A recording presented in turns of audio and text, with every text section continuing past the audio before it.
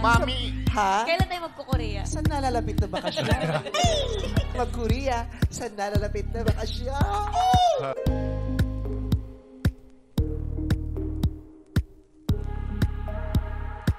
Pupunta tayo sa Korea sa ating nalalapit na bakasyon.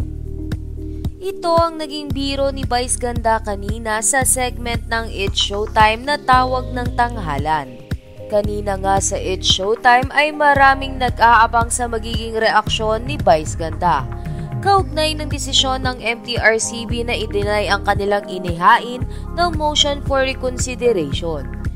Sa unang segment ng It's Showtime na Rampanalo ay hindi lumabas ang komedyante.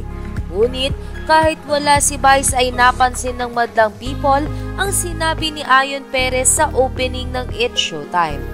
Ayon kasi sa asawa ni Vice Ganda ay magbabakasyon sila sa malayong malayo, yung tipong sa Mars para sobrang layo na. Samantala, sa segment na Mini Miss You ay doon na lumabas si Vice Ganda.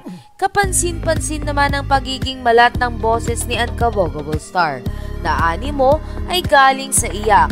Wala naman naging parinig ang komedyante sa kasulukuyan nilang programa.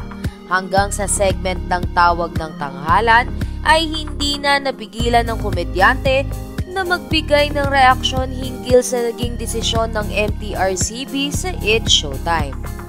Habang binabati kasi ni Ryan Bang ang Thanksgiving Day sa Korea, ay biglang naisip ni Vice Ganda na bisitahin ang nasabing bansa.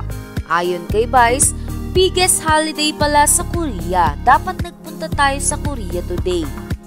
Dito na nga biglang gumatong si Kim Chu at tinanong si Vice Ganda kung kailan sila magko-Korea.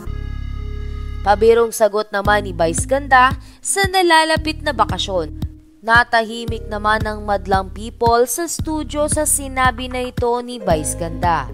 Maging ang co-host niya na si Bong Navarro ay hindi naipinta ang kanyang reaksyon sa biro ni Vice Ganda. Gayunpaman ay nalungkot ang mga madlang people sa posibleng bakasyon na gagawin ng It's Showtime.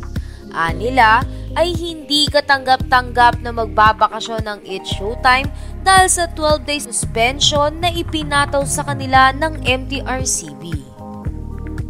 Sa kabilang banda, think positive pa rin ng madlang people na merong ipapalit na show ang ABS-CBN at GMA Network sa loob ng 12 araw. Kaya naman excited na sila sa panibagong ihahain na noontime show ng It's Showtime sa mga madlang people. Mami! Ha? Kailan tayo magko-Korea? Saan nalalapit na bakasyon? Mag-Korea, saan nalalapit na bakasyon?